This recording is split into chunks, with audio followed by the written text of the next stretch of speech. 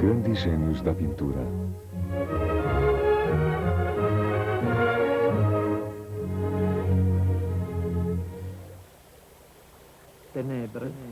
Trevas, vento, tempestade marítima, dilúvio, incêndios de florestas, chuva, relâmpagos, tremores de terra, caída de montanhas, cidades arrasadas, furacões portadores de água, de galhos de árvores e de homens através do ar, galhos arrancados pelo vento, arrastados pela corrente do vento, com pessoas em cima, árvores quebradas carregadas de homens, navios partidos em pedaços, chocando contra os recifes.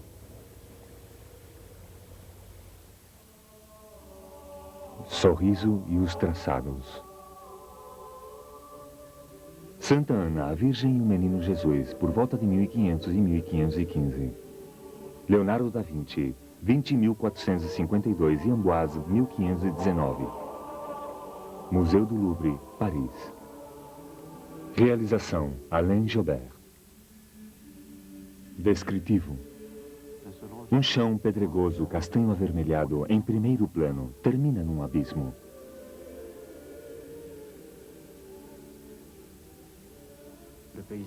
A paisagem retrata picos de montanhas, glaciares e vales por onde deslizam águas reluzentes.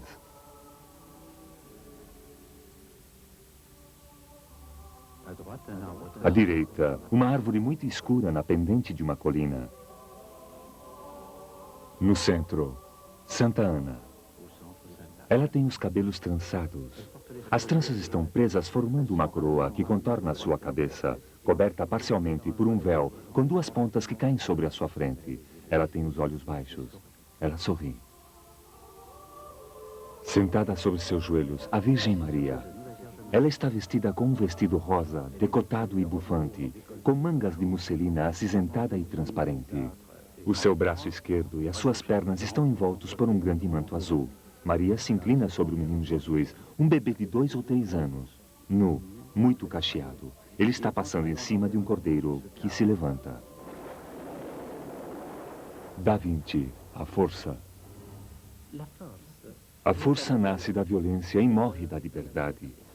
E quanto maior ela for, mais rápido ela se consome. Ela arroja com raiva tudo que se opõe à sua destruição. Ela aspira a vencer e a matar por causa dos obstáculos que ela encontra e, domando-os, se autodestrui.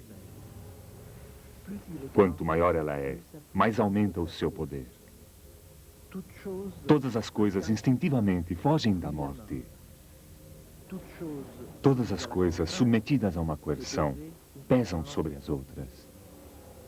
Sem força, nada se move. História de um quadro.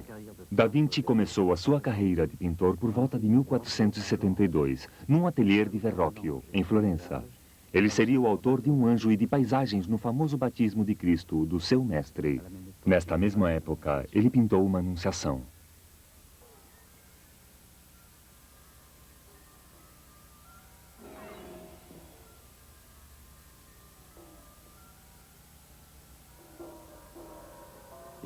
Ele destacou como pintor de retratos. Vários retratos de senhoras influentes na época são atribuídos a ele, mas sem uma certeza absoluta.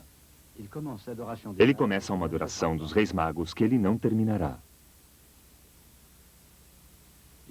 Ele abandona a Toscana e vai para Milão, onde trabalha para Ludovic Lemort.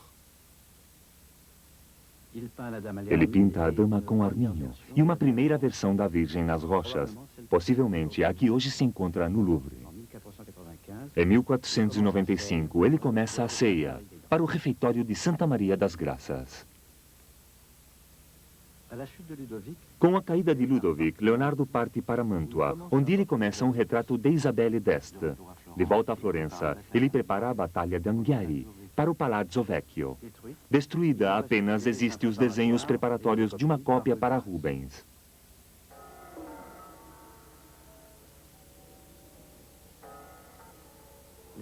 Da Vinci começa a trabalhar sobre os temas de Santa Ana.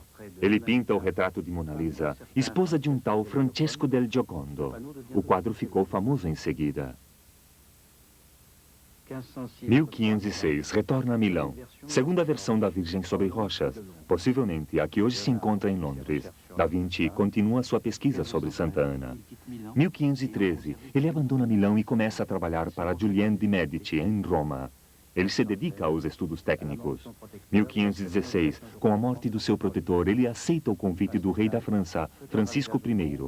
Ele cruza os Alpes, talvez levando consigo a Gioconda, a Santa Ana e São João Batista. 3 quadros que não tinham sido entregues a quem os havia encomendado. Sem dúvida, porque não os tinha terminado.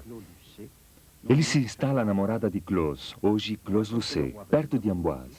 Conta-se que o rei vinha visitá-lo passando por um subterrâneo. Da Vinci morre no dia 2 de maio de 1519. O seu ajudante, Francisco Melzi, volta para a Itália com os papéis do pintor, mais de 10.000 páginas de notas e de desenhos que testificam uma imensa curiosidade enciclopédica. Estes textos estão escritos de forma inversa, da direita para a esquerda.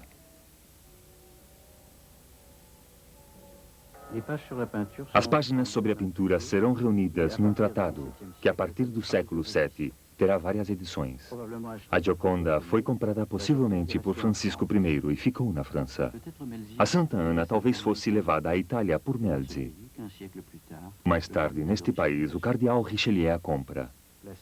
Colocado no grande gabinete do Palácio Cardeal, futuro Palácio Real, o quadro é doado a Luís XIII pelo próprio Richelieu. Durante a regência de Ana de Áustria, ele é colocado no quarto da rainha em Fontainebleau. Posteriormente, ele faz parte das coleções de Luís XIV, em Versalhes. Finalmente, ele entra no Louvre em 1801. Da Vinci, o homem microcosmo. O homem foi chamado pelos antigos microcosmo. E, por certo, este termo está bem empregado, porque o homem é um composto de terra, água, ar e fogo, da mesma forma que o corpo da terra.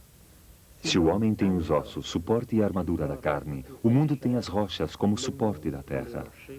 Se o homem tem um lago de sangue onde o pulmão se enche e esvazia durante a respiração, o corpo da terra tem o seu oceano, que cresce e decresce cada 6 horas numa respiração cósmica. Se as veias partem deste lago de sangue, ramificando-se no corpo humano, da mesma forma, o oceano enche o corpo da terra através de infinitas veias de água. Os desenhos. Antes de pintar um quadro, Da Vinci preparava um esboço. A primeira versão do tema de Santa Ana, a que se encontra na National Gallery em Londres, é um desenho a carvão com realce em pastel. A Virgem está sentada no colo de Santa Ana e o menino Jesus brinca com São João Batista. Existem vários estudos preparatórios sobre esse mesmo tema. Da Vinci, pelo que parece, jamais realizou a pintura que dava nome ao esboço. No entanto, um dos seus discípulos, Bernardo Luini, pintou o esboço de Santa Ana, agregando um São José ao conjunto anterior. O frade Pietro di Nuvolari, numa carta dirigida a Isabelle d'Este, datada em abril de 1501, descreve um segundo esboço que causa admiração na cidade de Florença. Como o esboço anterior, também este poderia ser uma encomenda para o convento da Ordem da Nunziata, onde Da Vinci esteve como hóspede. São João Batista é substituído por um cordeiro. Esse esboço desapareceu. Um rascunho conservado em Veneza talvez lhe corresponda. Posteriormente, Da Vinci teria feito um terceiro esboço para preparar a Santa Ana do Louvre. Esta obra também desapareceu. Não existe mais que os rascunhos.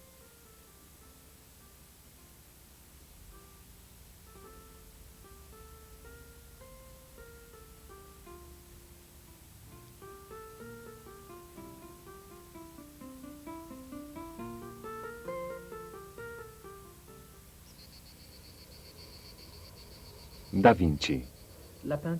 A pintura abrange a todas as funções dos olhos, que são 10. Quer dizer, trevas e luz, volume e cor, figura e situação, distância e proximidade, movimento e repouso. Suportes e técnicas.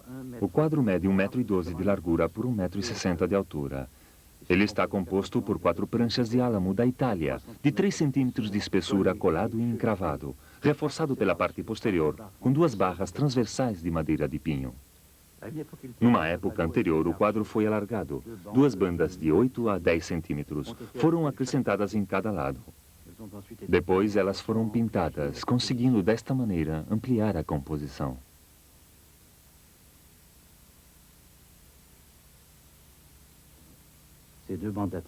Hoje, essas duas bandas laterais são ocultadas pela moldura. As pranchas se deformaram e apresentam uma ligeira convexidade que aparece nitidamente com a luz rasante. Uma fissura importante atravessa o rosto de Santa Ana.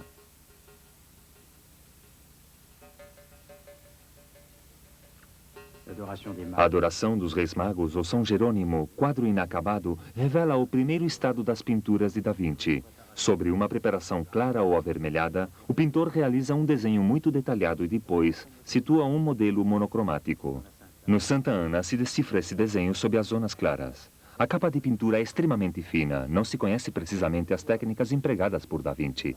Somente se sabe que ele trabalhava nos seus quadros durante um longo período, talvez 10 anos. Apesar disto, no caso de Santa Ana, seus variados detalhes são inacabados. Il Secondo Livro di Perspectiva, 1551. Na verdade, a teoria reside na inteligência, porém a prática está nas mãos, e é por isso que Leonardo da Vinci, muito inteligente, não se contentava jamais com o que fazia, e ele terminava muito poucas coisas. Ele dizia muitas vezes à causa: suas mãos não atingiam a altura da sua inteligência. O rosto da Gioconda mostra uma importante rede de gretas que não aparece nas mãos, o que significa que o pintor utilizou nessas duas zonas tipos diferentes de ligamento. Da mesma forma, o rosto de Santa Ana ficou bastante liso, apenas marcado por um aspecto de louça muito fina, devido à tensão da madeira, embora o rosto do Menino Jesus apresente toda uma rede de gretas devido, aparentemente, às diferentes secagens entre as capas sucessivas. Muito apreciado, o quadro foi restaurado e revela numerosas mãos de pinturas antigas, tanto a óleo como a têmpera, bem visíveis a olho nu, e mais ainda nas fotografias ultravioleta, onde aparecem sob forma de manchas escuras. O antigo verniz escureceu de maneira deforme e obscurecendo os fundos azulados e as encarnações dos personagens. Da Vinci. Para conseguir uma cor verde bonita, pegue o verde e misture-o com betume e fará assim as sombras mais escuras. Depois, para um verde mais claro, misture verde e ocre, e para que fique ainda mais claro, verde e amarelo. E para dar brilho, ponha amarelo puro. Depois pegue no verde e do açafrão da Índia misturados e faça um véu por cima de tudo. Cores. O quadro se divide em duas zonas cromáticas encaixadas. A zona de cores quentes, as encarnações dos personagens, suas roupas, o sol da paisagem próxima. A zona das cores frias, o céu, as montanhas, as águas e o manto da Virgem. A gama cromática é estreita. Cores frias, encarnações e cores quentes formam os sistemas limitados, porém rigorosos.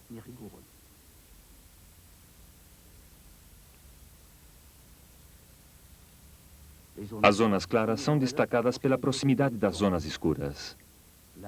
A árvore e o céu. O rosto de Santa Ana e o seu penteado. O ombro da Virgem e sua cabeleira castanha. O rosto do Menino Jesus e o fundo. O pintor modula todo o seu grupo central e joga, por outro lado, com os contrastes de transparências e os contrastes de cores. A cabeça do Menino Jesus está contornada por uma zona escura azulada, que contrasta com a sua encarnação avermelhada. O azul do céu é obtido com a ajuda de um azul médio.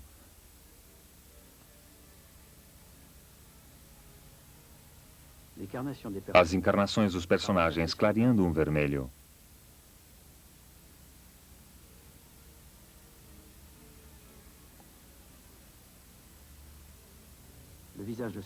O rosto de Santa Ana, que parece muito claro, é de fato muito mais escuro que o céu próximo.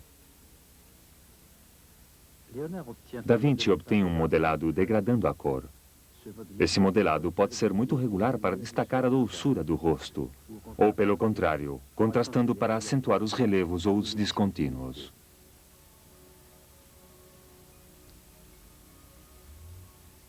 Vasari, 1568.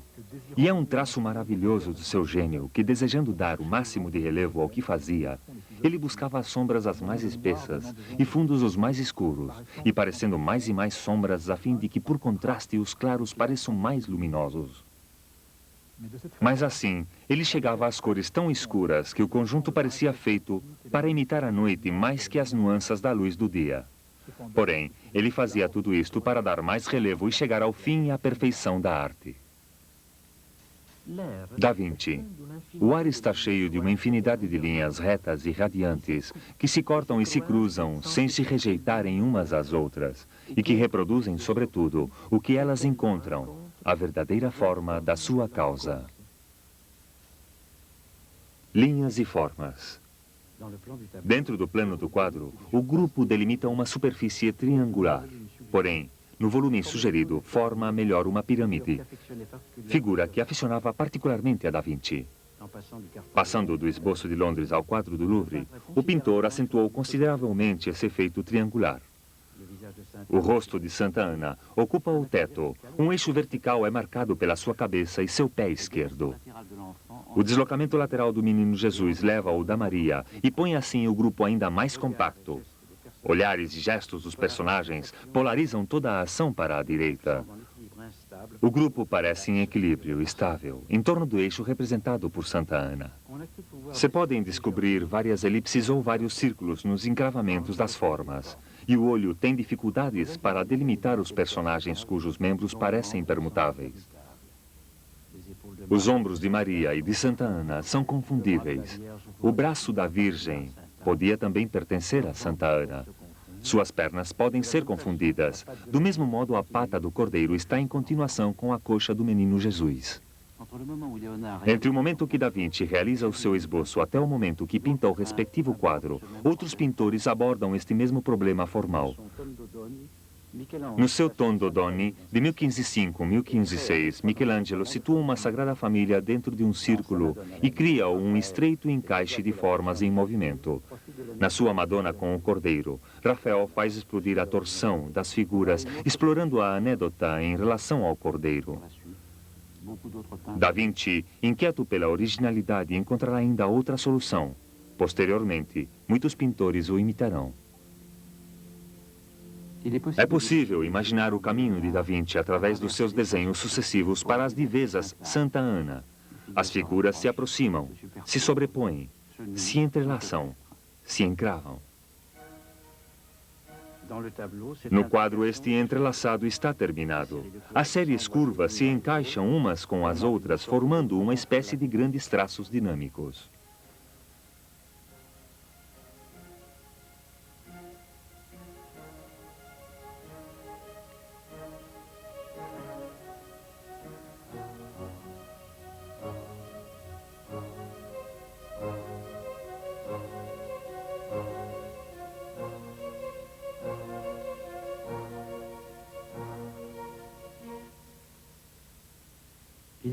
Existem numerosas correspondências entre as formas e as texturas, pregas das roupas e relevo das montanhas, massa do rosto de Santa Ana e a massa montanhosa, estratificações das rochas e rugas dos tecidos.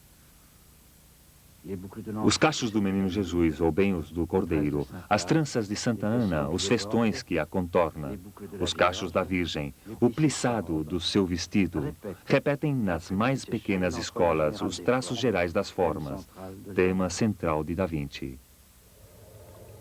Da Vinci. Se você olhar as paredes sujas com muitas manchas, ou feitas de pedras multicores, com a ideia de imaginar qualquer cena, você encontrará nelas a analogia de paisagens, ou decorado de montanhas, rios, rochas, árvores, planícies, largos vales e colinas de todo tipo. Também poderá ver nelas as batalhas e as figuras com gestos vivos, e estranhos rostos e costumes, e uma infinidade de coisas que você não poderá restabelecer a uma forma clara de completá-las. E se trata dessas paredes e cores como o repicar dos sinos. No seu repicar, você vai encontrar todos os sons e as palavras que você queira imaginar. Simbólico. A figura de Santa Ana, mãe da Virgem Maria, rara no século XIV, se estende na Toscana durante o século XV. Para Masaccio, ela é uma mulher velha. Ela domina a Virgem, quem está sentada no seu colo. O grupo é tratado de forma hierática. Para Da Vinci, as duas mulheres não demonstram nenhuma diferença de idade. Todo o hieratismo desapareceu. A doçura de Santa Ana envolvendo Maria, assim como Maria envolve o seu filho com os seus braços. O menino Jesus escapa entre as pernas de sua mãe, simbolizando o nascimento. Ele desce à terra para mostrar que ele se reúne com a humanidade. Para os antigos hebreus, se matava um cordeiro como forma de sacrifício a Deus. Cristo, quem morreu sobre a cruz e quem se encarrega de todos os pecados do mundo, é denominado como Cordeiro de Deus. Os traços juvenis e a fragilidade do animal são sublinhados. Na tentativa de passar por cima do cordeiro, Jesus o maltrata um pouco. Brincando com o animal, ele acaricia a cena futura dos seus próprios sofrimentos e da sua morte. Maria, talvez, consciente do destino do seu filho, tente retê-lo. Outro elemento de mistério, os rostos. Nele se encontra a doçura dos personagens de Da Vinci. A conquista de um tipo de rosto pessoal e carregado de implicações filosóficas é característico nos pintores da Renascença florentina. Botticelli, Michelangelo, Rafael, todos perseguem através do rosto um certo ideal platônico da beleza. Para Da Vinci, um traço se acrescenta, o sorriso, como o da Virgem nas rochas, do anjo, da dama com arminho, de São João Batista que sorri mostrando o céu, da primeira Santa Ana, que também mostra o céu, da Gioconda. Um leve sorriso pronunciado que nenhuma outra posição dos lábios poderia refletir, e que inclui a boca e os olhos num círculo perfeito.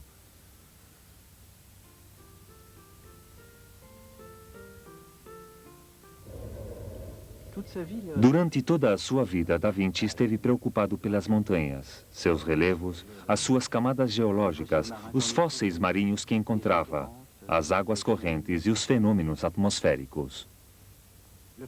A paisagem de alta montanha, longínquas e azuladas, está deserta, unicamente mineral.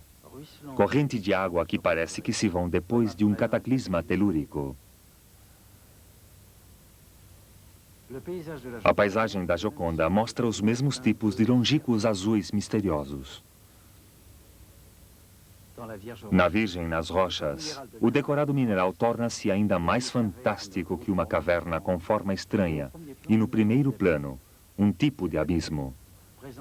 Este abismo está presente também no Santa Ana, separa o espectador da cena. Ele esboça uma curva que volta a encontrar-se no segundo plano, e a paisagem também parece repetir a linha serpentina num gigantesco traçado cósmico. O sonho com o Milvio.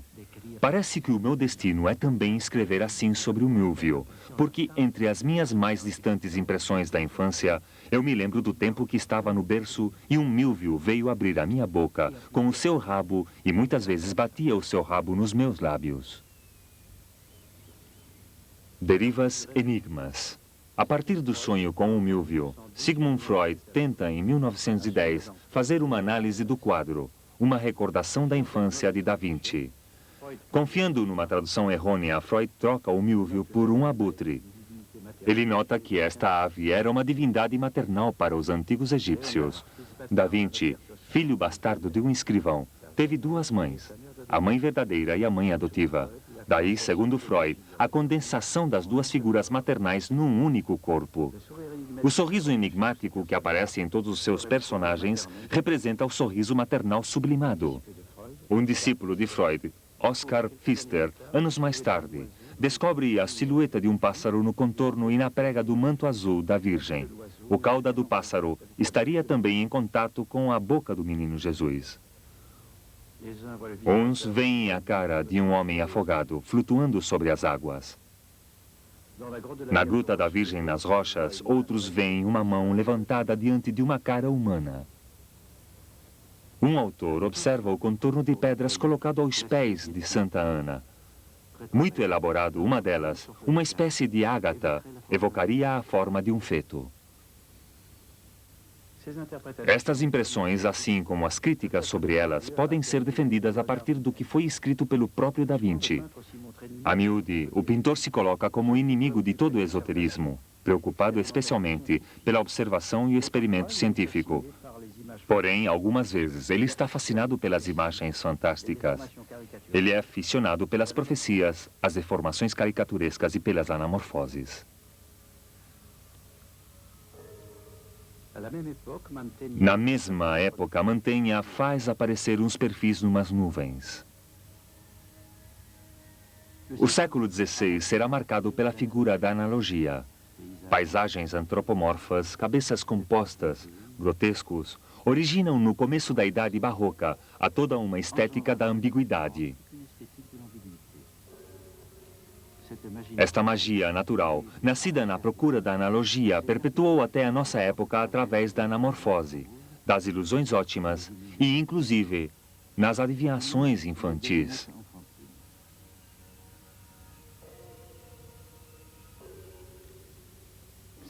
Sensibilizada pela abundância dessas imagens incertas, a visão moderna tornou-se desconfiada frente às antigas imagens. Porém, ainda hoje, ninguém pode assegurar se Da Vinci escondeu voluntariamente as imagens secretas do seu quadro. A origem desta ambiguidade está, sem dúvida, na corrente intelectual de Da Vinci. Os traçados de linhas e das múltiplas formas, as analogias e as correspondências. A plástica vem a ser o tema principal. A forma contém a ideia, mas tomada num processo de criação contínua, nenhuma forma é definitiva. É uma nova concepção do universo que emerge na Renascença. Ao mundo fechado sucede um mundo infinito, para as formas fechadas, as formas abertas. Esta é talvez a explicação do inacabado na maioria das obras do pintor. Da Vinci, A Gruta. E inspirado pelo meu ardente desejo, impaciente por ver a imensidade das formas estranhas que elabora o artista natura, vagueava um certo tempo entre as escuras rochas. Cheguei à entrada de uma caverna, diante da qual fiquei por um momento estupefacto com a presença de uma coisa desconhecida. Curvei os meus rins em forma de arco, apoiei a mão esquerda sobre o joelho e com a direita eu cobri a minha frente baixa e franzida. Inclinei-me por um lado e pelo outro várias vezes para ver se podia discernir alguma coisa. Porém, a grande escuridão que reinava não me permitia. Depois de um certo momento, dois sentimentos me invadiam: medo e desejo. Medo da gruta escura e ameaçante. Desejo de ver se ela não encerrava alguma maravilha extraordinária.